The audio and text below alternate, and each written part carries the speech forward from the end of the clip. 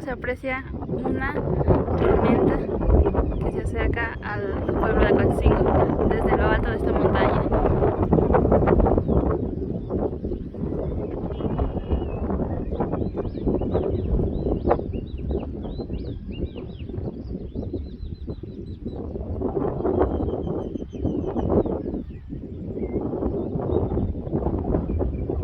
Y aquí abajo se encuentra lo que es el río.